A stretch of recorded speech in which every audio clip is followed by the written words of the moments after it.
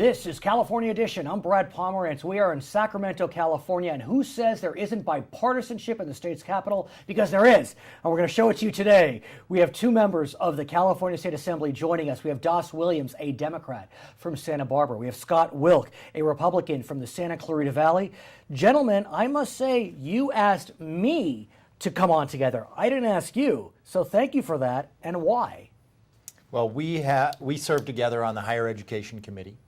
And it's a very rare committee where Republicans and Democrats are working together constantly to get good policy for our higher education institutions. Would you agree, Mr. Wilk? Well, actually, I'm on the show because Das said I couldn't get any bills out unless I appeared on the show. Other than that blackmail. That's how Sacramento works. Other than that blackmail. No, actually, I mean, I agree with my chair that This is a committee. We go from pretty far right to far left.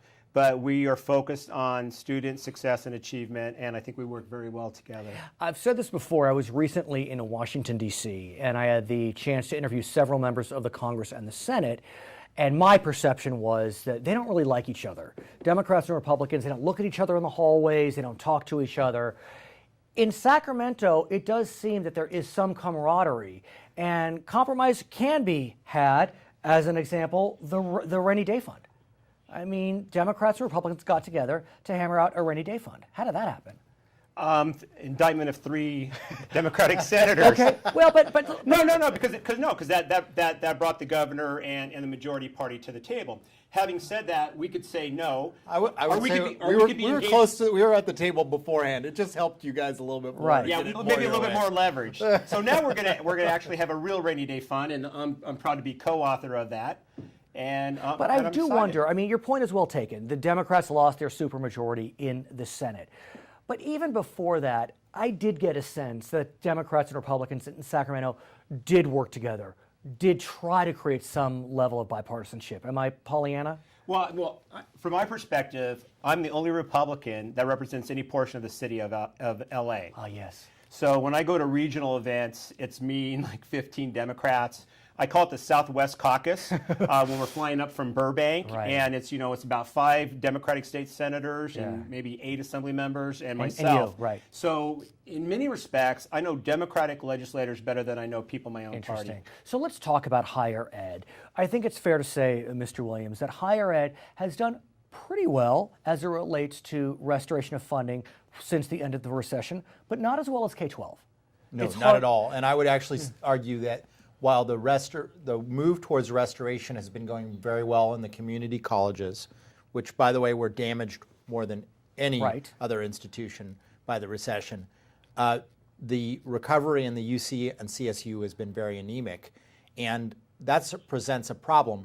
If we start making our community colleges successful at moving students through, where will they go if we don't have room for them in the UC and CSU? And I think about your districts, Santa Barbara, UCSB in your district. I think CSUN is in your district? Right outside of my district, but I've got 2 private colleges and a community college. Right. And we both represent Ventura County, right, which is about the most bellwether county in the state, and where people want solutions. And Cal State Channel Islands is there, correct? That's right. But point being, the days of students getting into the CSU and UCs kind of willy-nilly without much effort, those are gone. I mean, they're completely gone. Absolutely. In fact, we both advocated and signed a letter asking the governor to put an additional $95 million into the CSU system, really to help the continuum of education. We're doing a $700 million in community colleges investment, but where are those students going to go? They're going to go to CSU. If they can get in. Let's talk about that. Well, that's why we're doing the $95 million. Let's talk more when we come back. For our viewers on HLN, thanks for joining us. For our other viewers, we'll be right back.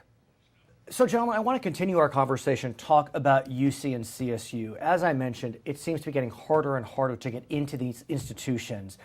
Is there a move to increase the size of the institutions in a smart and productive way?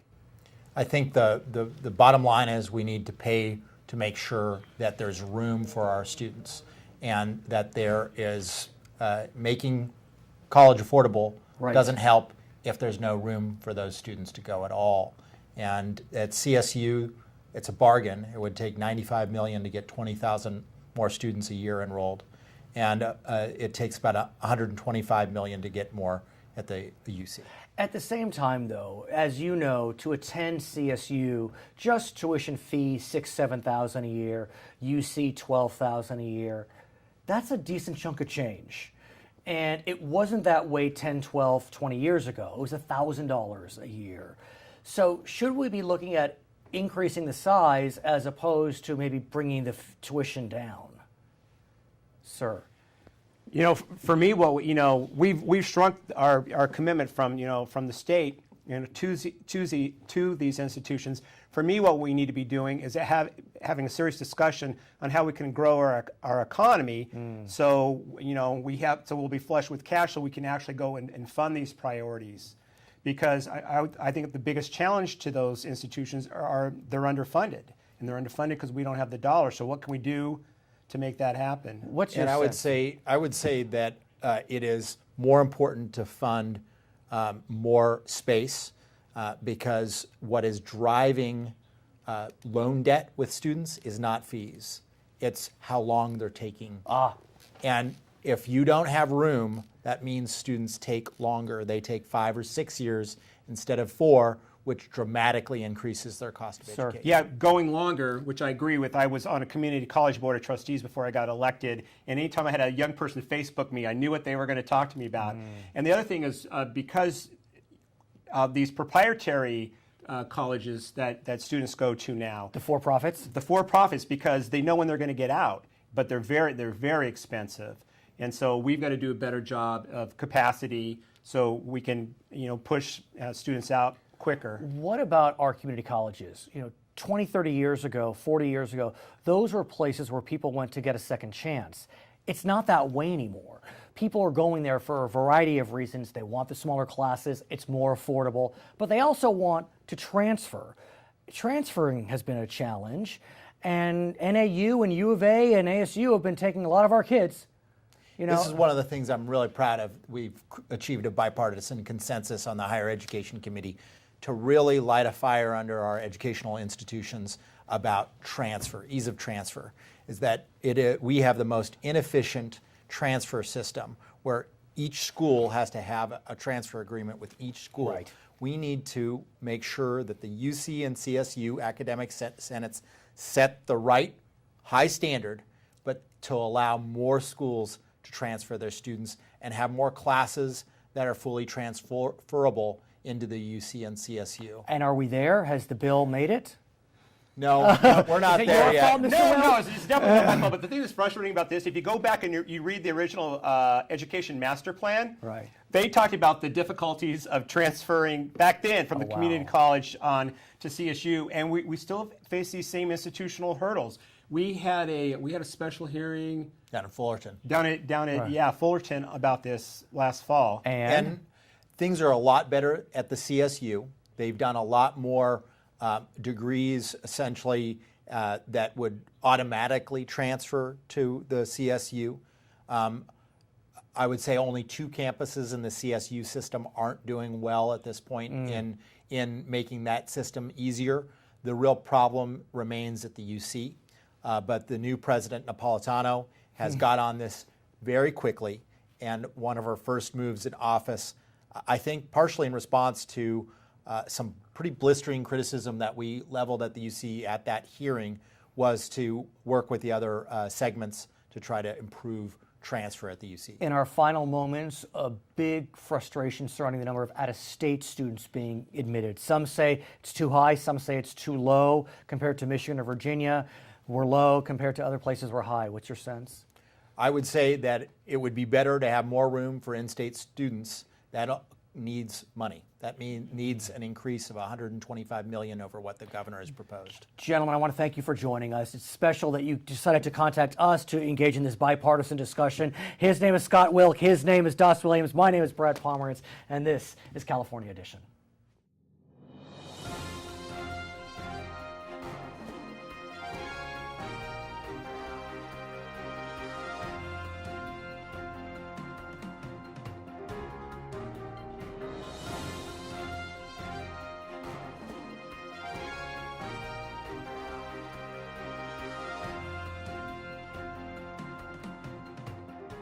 This is California Edition. My name is Brad Pomerance, and we are joined by Mike Gardner. He is a member of the Riverside City Council, also a member of the California Seismic Safety Commission, just finished a 2-year run as chair. Congratulations, sir. Thank you. And I know that you are most proud of one specific element during your tenure, and that is what?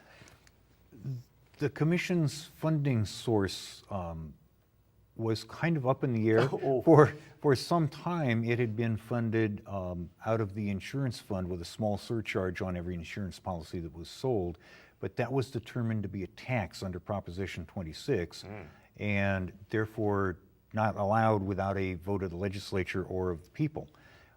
So for 1 year we moved to the general fund, which is, there's lots of competition for general fund dollars. It is. And it was just year-to-year funding, which made it very difficult to do long-term contracting or to attract staff because no one's sure of next year's funding. We were able to get legislation through and the governor signed last year that puts us back on the insurance fund on a permanent basis. So what is the focus of the California Seismic Safety Commission? I mean, this is California. We shake a lot. We do. The focus is really twofold. It's an advisory body to the governor and the legislature, but it's also an educational body to the public at large. And so much of what the commission does is to try to get information to the public about how they can be more ready for an earthquake, better to able to recover from the after effects of an earthquake. The commission has been involved in changes in building standards. There's discussion now about trying to inventory some building types that are susceptible to earthquake damage. And let's talk about that. I was living in the San Fernando Valley in the mid-1990s, and I lived on a street called Zelza in the Encino area. About 5 miles down my street was one of the Northridge apartment buildings that literally pancaked. Yes. Literally. And those buildings often had those carports that were underneath. Yeah. And as I have learned, those are what's now known as soft story wooden apartment buildings. And those are the ones that appear to be at most risk. That is a type that is at significant risk. And the commission is looking at the best way to try to deal with that. We don't like the idea of a state mandate that you do something with all of them without some funding to go along with it. Why though? I mean, these are people's lives, and you know, we pride ourselves as Americans that we keep people safe from harm's way to the extent we can. I mean, if the earthquake that destroyed Port-au-Prince, Haiti, had occurred in Los Angeles, I'm confident there would not be as much loss of life or loss of building structures because we build to code, we build to specifications. Most of that, though, is the codes change and new construction meets the new code. Right. The retrofit is very expensive. That is true. And an earthquake it's a high cost in every term, dollars, lives, interruption to people's lives, but the probability of it happening in any given time frame is pretty low. So as you may know, the city of Los Angeles has decided to engage in an inventory, like you said, of these soft story wooden apartment buildings. And I understand it. Oh, and they're looking at those that were built before 1978. I guess that's... Building standards changed. Right. And there are about 30,000 of them that were built before 1978. Not soft story, but just generally. Yes. And there's a belief that maybe 20% of those are soft story. I mean, that's a good number. A very that's significant number of 6,000 if I got the math right. Yes. And so I guess it's nice to have the information, but LA, as an example, has not said that they're going to mandate retrofit. Right. So I think particularly from a local jurisdiction, and speaking as a council member, which is another interest, I would like to see Riverside get an inventory of susceptible buildings, as we all did, of unreinforced masonry buildings. Which is some, what exactly? Some years ago. It's basically brick and concrete block buildings and stone buildings that have no steel reinforcement built into them. It was standard construction many years ago. I see. And they don't do well in earthquakes because there's nothing that holds it together as it shakes and flexes between the sections of masonry, and you get walls that fall off. I was reading this article in the Los Angeles Times that was talking about the LA policy to inventory. Mayor Eric Garcetti of Los Angeles said that he wants to consider whether buildings across his city should be graded for seismic safety. I think about the restaurant grades and how that was, I mean, when those hit, everyone was talking about it. Yes. Everyone was talking about it got a B, it got a C. Even today, my wife still doesn't want to walk into a restaurant with a B. I'm fine. But what do you think of that? I mean, that is quite, I mean, that could be a scarlet letter, you know, the size of Montana if you have anything less than an A. It can. And I'm not sure how well that's going to work, you know, like the restaurants, if you have a lesser score, it's an issue for you as a landlord. Right. It's I shaming. think, yeah. It's shaming. It is, and I think that's part of the intent.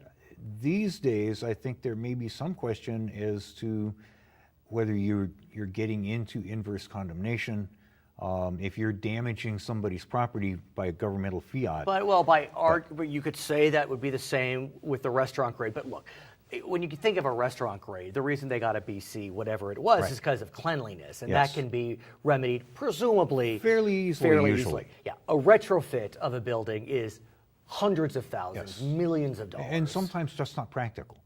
And one thing you want to avoid is making it too expensive to continue to inhabit a building, unless in fact it's but, you know, totally unsafe. You know, the flip side is knowledge is power. It is. And so should we as potential renters or potential folks walking to just buy, you know, the next cup for our house, should we not know that this building is not meeting certain standards? I think, as you say, knowledge is power, and there is value in getting the inventories and publicizing to people what is a soft story building. How can you tell what one is? Right.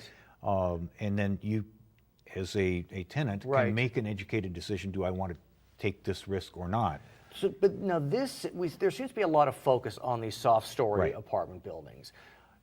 As somewhat of an expert in this field, is that really the area of most concern? What about commercial building? I mean, I have no idea. The soft story apartment buildings are probably where you have the highest concentration of people. So your person density is I understand. is higher. Most office buildings aren't built that way. But some, I understand, some of the buildings that are at risk will often have retail at the bottom. Have Yes. you heard of what is that? Is that a soft story as well, or? Not necessarily. Okay. It depends on how the ground floor really Right. is supported or supports the remainder of the building. And the height of the building is important. A 3 or 4 story building is at greater risk than a 2-story building. Right. Because you have more weight up there. Right. So it really is kind of variable. There also are some concrete buildings that we're learning are of some concern. They didn't use enough steel. What's and amazing- that's changed in the building codes. I was in Taiwan a couple of years ago, and I went to, I guess it's the second tallest building in the world. The tallest is in Abu Dhabi. Yes. And they took us to the place where they are most proud in terms of their earthquake safety. And what they demonstrated is how the building would literally sway. Yes. And we have that in Los Angeles, San Francisco. Absolutely. It's not unique to Taiwan. No, not at all. It is miraculous what we have done in America, in kind of the first world. Right. And I just thank you for all your work with the California Seismic Safety Commission. I'm glad you're still on the board, even though you're no longer the president. So it's been a great deal of fun. Of course, his name is Mike Gardner. He is a member of the Riverside City Council. I'm Brad Pomerance. It's California Edition.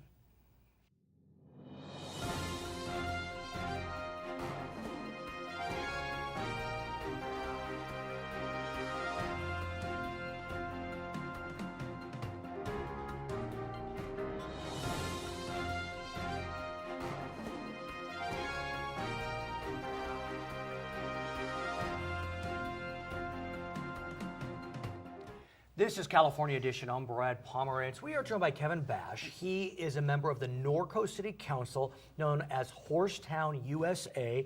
You are celebrating your 50th anniversary, 50th birthday in Norco. Give us a sense of Norco and the lifestyle of Norco for those of us that have not visited your wonderful city. Well, Norco is the last city in the state of California. By law, you have to build on a half acre or more. We have more parkland and open space than any city in the Inland Empire. We have a trail on every street. It's said we have more horses than people in the town. 25,000 people live there, and supposedly 28,000 horses. I'm not sure. Okay. What's nice, though, is you kind of have a sibling in Corona. And so while you have your lifestyle, the kind of equestrian lifestyle, if you need to come into the 21st century, you just drove on into... But that's not a criticism. But that's not a criticism. But you know what I'm getting at. Yeah. I mean, it really, there is a nice symbiosis there. Yes, we're very good friends with Corona. Right. We consider them great allies. They shop in Norco, we shop in Right. Corona. Right. And historically, that's always been the case. So you're facing a challenge, though, We are. right now. And it's with another city. Yes. It's with the city of Riverside. City of Riverside. Which abuts the city of Norco. Let's go back to the 1970s and talk about what's known as Measure R. What was Measure R? In the 1970s, there's an area called La Sierra that has an equestrian element to it, large lots. And Measure R, there was a group of people that got together and said, you know, we want to protect some of the agricultural areas, large lot areas, and so they passed Measure R, 5-acre parcels. The area that we're specifically talking about that literally butts right up next to Norco is the La Sierra Hills and the equestrian area along Arlington Avenue across from Crestlawn Cemetery. Got it. And that is a protected area under Measure R. Unfortunately, in the 70s and 80s, the public felt that the then city council, they weren't managing Measure R right. And so what they did was they passed Measure C, which said if you want to change Measure R to get rid of some of these large lots and some of these agricultural areas, citrus areas, you have to take to a vote of the people. Which sounds protective. I mean, it sounds that's like right. it should have been a measure that would protect that kind of equestrian, agricultural lifestyle. But measures can be used as both carrots and sticks.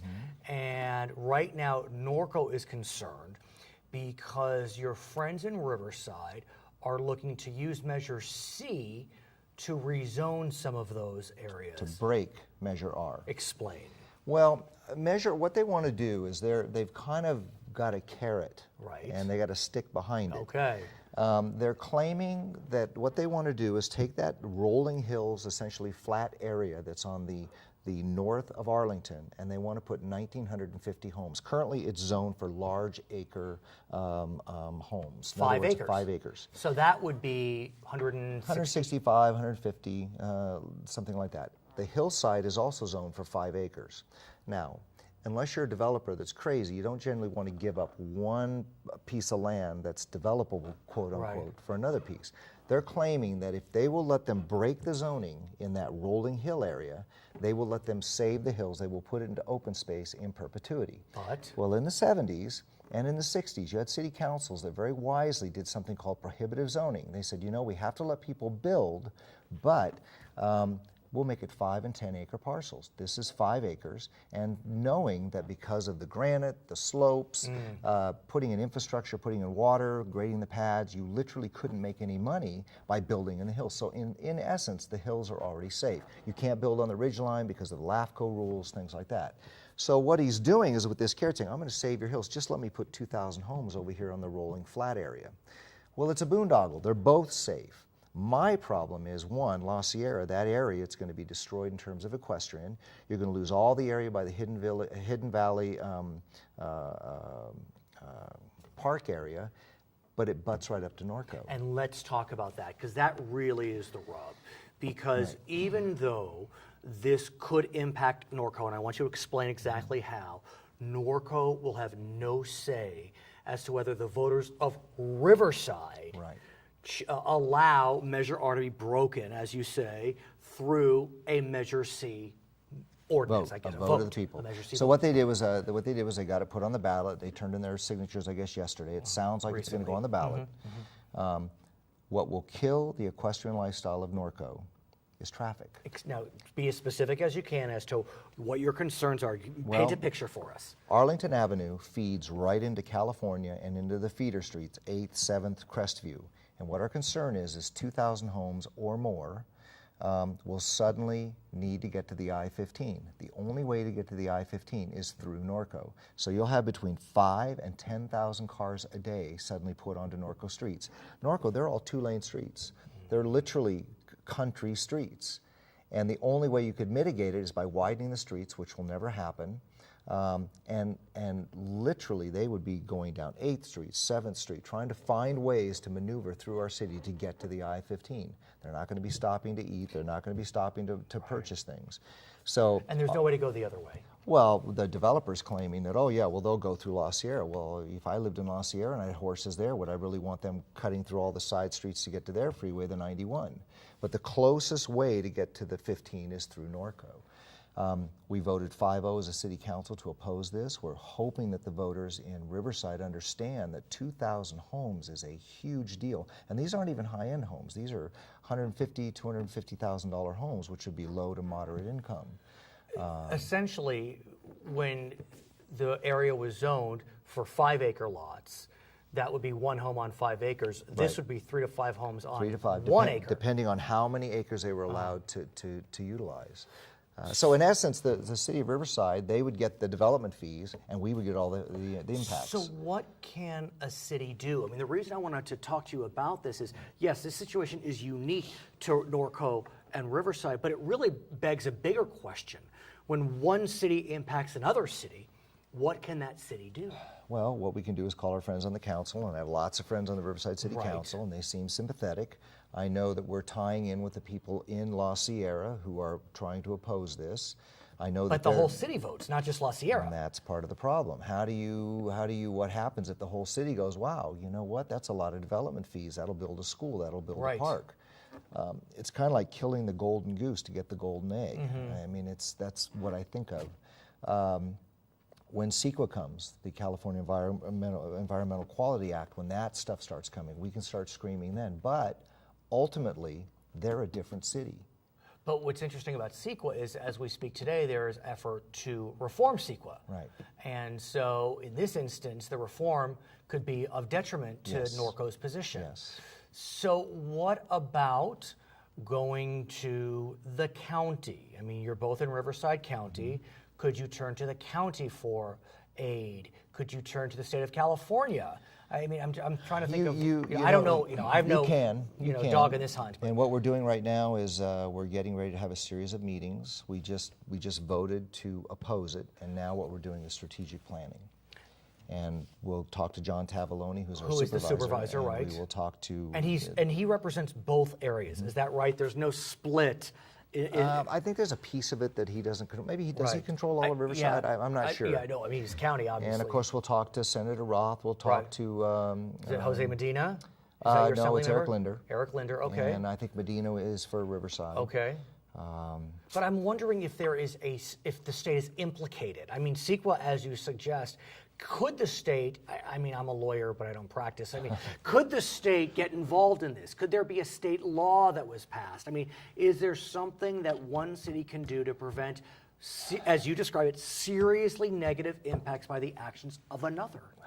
According to our city attorney, probably not. It's a big challenge. Yeah. So it would seem to me then that since you're both in the same county, I mean, you're lucky at that. I mean, imagine if you were in San Bernardino County and it was Riverside County or whatever it may be. It would seem to me then the county would need to get involved. We will ask, but I don't know if they're going to have any power in terms of all that. We will try to push that. Right now, our whole strategy is to try to Right, get defeat the it. voters to understand that if they open the can of worms to this section, Measure R is history other Will it places. be on the November ballot? On Is the that November ballot. Okay. His name is Kevin Bash. He is a council member in the city of Norco, California. Its 50th birthday is this year. I'm Brad Pomerance. It's California Edition.